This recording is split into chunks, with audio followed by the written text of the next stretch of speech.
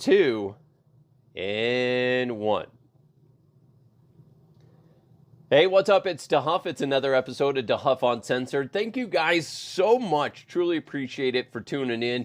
Make sure you hit that subscribe button if you haven't done so already. Today's podcast is presented to you by Superbook Sports Colorado, Total Beverage in Westminster and Thornton, and Blake Street Tavern in Westminster. What?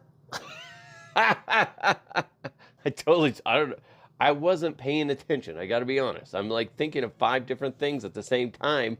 Blake Street Tavern's in downtown Denver at 23rd and Blake. I don't know what the hell I was going to say. It's in Thornton. No, it's not. It's in downtown Denver, and it's a phenomenal location. So anyway, man, sorry, Chris.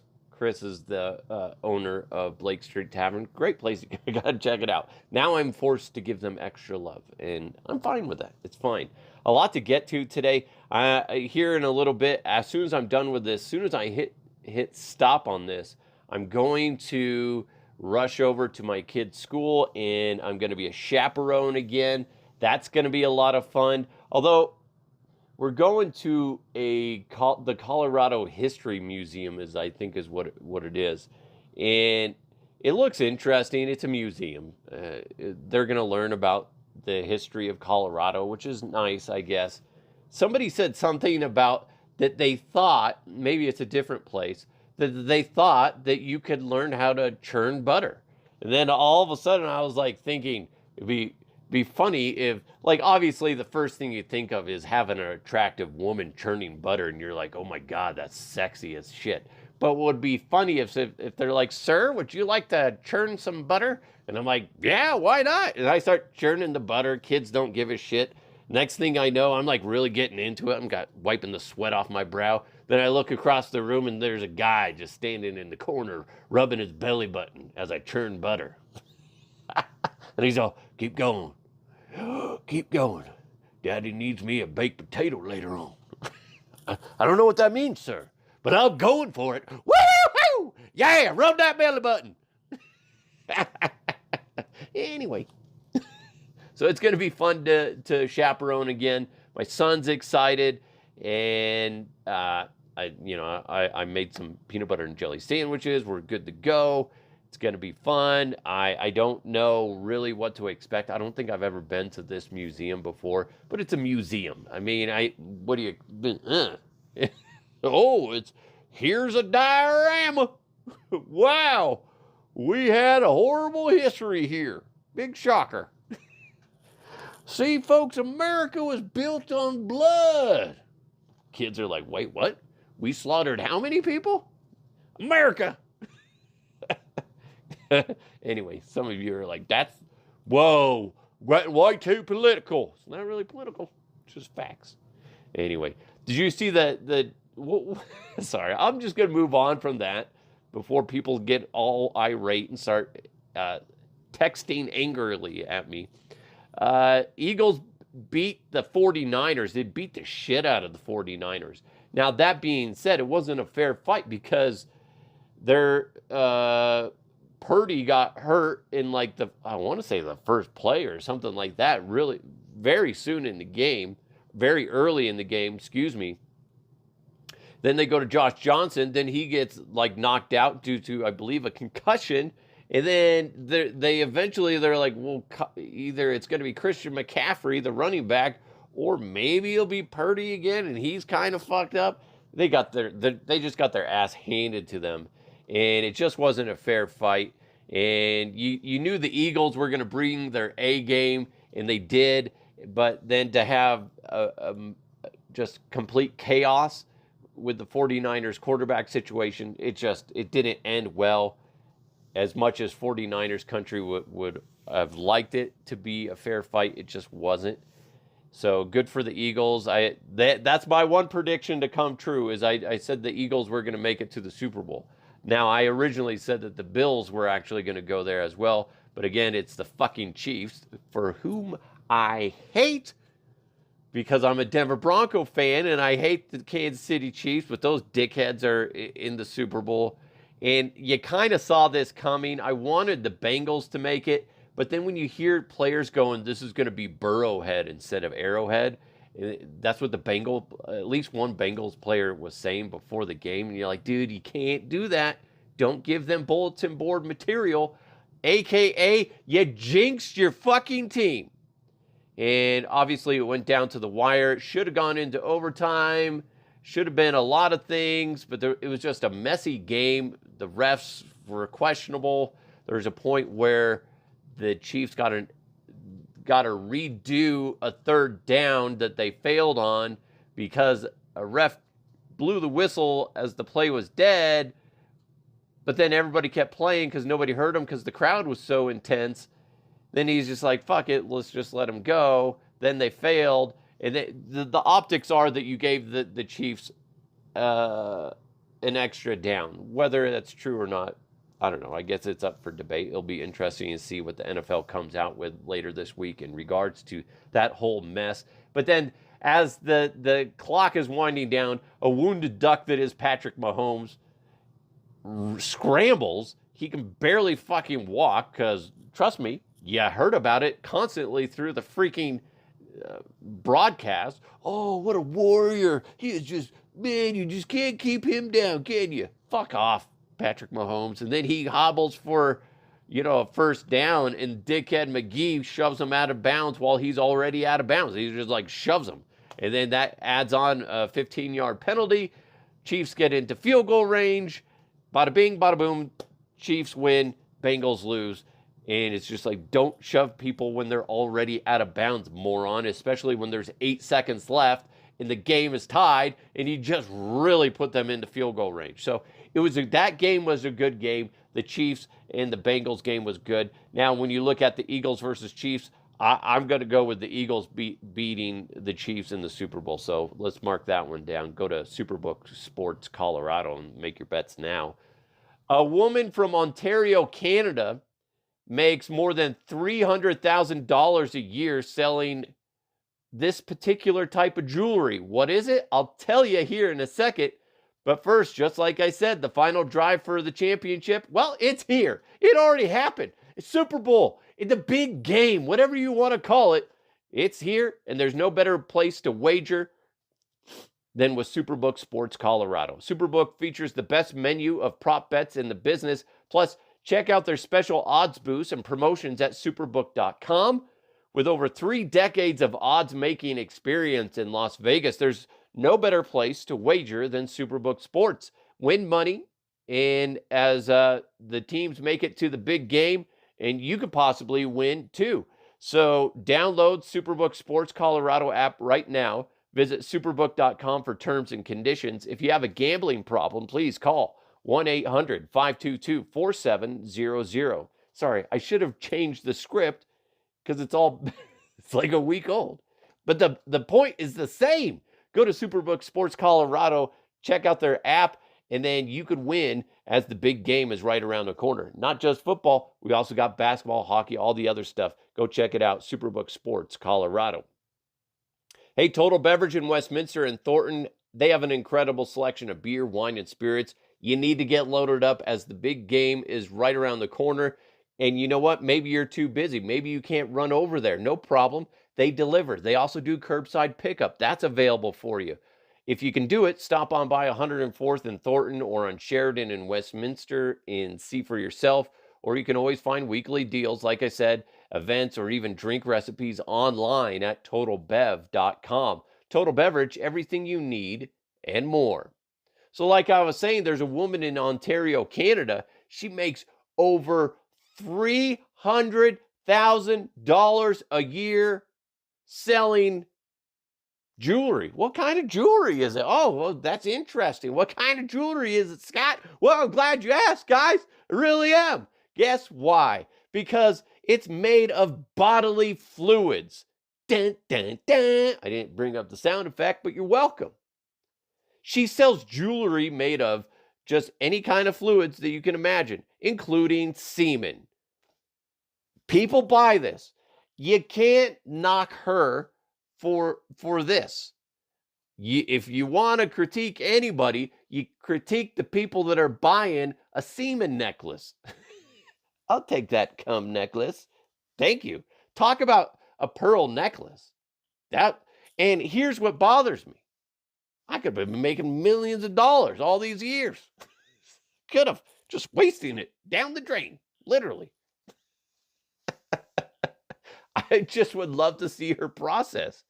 I mean, good for her. And what she does is she'll collect the fluids and she dries them out, and then she morph them, mix them with some other stuff, and then that's how she does it. So she has an interesting process. I would like to see it, to be honest. I think it's fascinating, and I'd like to know more about her process. Like, who do you go to get these fluids? And could you imagine being on her staff? Like like her office building? Could you imagine? Welcome to whatever spunk spunk jewelry. Here you go. Welcome to the place. Over here is our sales team. Hi guys, how's it going? And over here is our jerk off machines, or jerk off stalls. Like there's just guys in there. Hi, they're really working hard. Don't forget to switch arms, okay, guys? Don't need no one-armed Popeye out there. So fucking crazy. Good for her for thinking outside the box. And to be honest, I would like to know what her profits are, and like what it costs to make it, and what is that, the margin, and figure out like what does it cost to make it, what is she selling them for individually. I want to say like each thing is roughly around $100, for say like a nice necklace. So it would be interesting to see like what all goes into it. So I'd like to see her books because I think that would be fascinating. Good for her for thinking outside the box and just be like, I got all this cum. I just don't know what to do with it. I have an idea. Ding! Let's make jewelry out of it. Could you imagine a wedding ring? Honey, like they're looking at if you're looking at your daughter's wedding ring, be like, this is a beautiful, very interesting looking wedding ring. What's it made out of? It's made out of him. I'm sorry, what? Yeah, man, he really pops a load, like I don't know, like a liter at a time, it seems like. Anyway, we just figured, you know what? Let's just make it into a ring and a necklace and bracelets. That's just one load. Here you go, Mom. It's from from Carl. Anyway, anyway, that's disgusting. I don't really have anything else to talk about in this episode.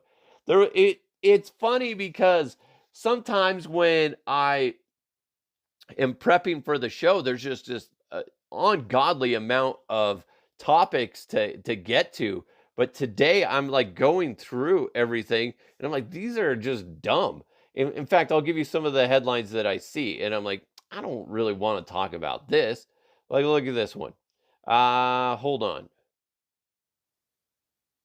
Gunther the Sixth, the richest dog in the world, gets his tale told in Netflix in a documentary. Every good story has its secrets. That's dumb. I don't want to see a fucking documentary about a goddamn dog. Who gives a shit? Do you know what dogs do all day? They lick their fucking nuts if they have them. If they don't have them, they're just licking just what used to be their nuts, or they're just crotch in general. Don't think we need to discuss that anymore. Oh, well, let's watch a documentary on it. That sounds fun. That's stupid. But you know what? It'll do well as far as a documentary goes. You know who's going to watch that shit? Old people. That's who's going to watch it. Be like, oh, I can't wait to see that documentary about that doggy. Oh, he's the richest dog in the world. Oh my God, look at him. Bless his heart. Look at him. He just loves that dog bone, he does. That's what you're going to see for a whole fucking documentary. And you're going to be like, what? Huh? Old people love it. Eat the shit up. Tylenol murder investigators order a new DNA test on key evidence from 1982. It's fascinating that they still have DNA available in the evidence from 1982, but I guess, and it just makes you wonder how many people are in fucking prison right now because of just that's what the idea was from the investigators. They're like, no, that motherfucker did it. We don't really have any evidence, but we'll fucking go ahead and put him away. And then 40 some years later, and that they're like, well, we got DNA now. We should test this. And then come to find out, they're like, shit, that guy didn't do it. Too bad he died in jail. So that's scary to me. That shit always freaks me out when I see stuff on TV where, like my wife watches those Dateline NBC, and I don't have any examples, but I know that if you watch those, there's times where people go to jail with zero evidence, and that's scary as fuck. They're like, there's no body, there's no DNA evidence tying you to the crime, but then you get thrown behind bars. That's wild to me. That's wild that can happen. Let's see. A Rutgers grad who's 29 years old allegedly tried to enroll in a New Jersey high school. What a fuck. I'm guessing this is a dude. I'm clicking on the article real quick just so we can kind of get some closure on this. But I got to be honest. No, it's a lady. No, that's shocking.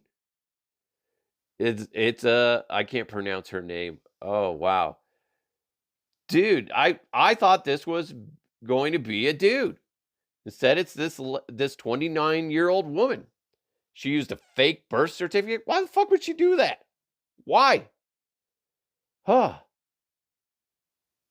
She said she couldn't explain why she did it. She just did it. That's mind-blowing to me. I don't understand that. Why would you want to go back to high school? Although she's 29, she's probably trying to get some young dick. Let's be honest. She's like, listen, guys, I know my way around the pole. Who wants to go out for cigarettes and booze? I can get it for you. Anyway, so there you go. Oh, there's a plane that flew around for 13 hours. Then it ended up having to land in the same place it took off from. What the fuck? Could you imagine? I don't care what the excuse is. I'd be fucking irate. Are you kidding me? Especially if you have kids and you had kids on the plane with you. I'd be like, are you fucking serious? Are you serious? Whose ass do I need to kick? Oh, anyway. Thank you guys so much for listening. I'm off to the chaperone thing. Got my peanut butter jelly sandwiches. I'm going to churn the shit out of that butter. I tell you what. Sir, can you stop rubbing your belly button while Mr. DeHuff churns that butter? You can make me try.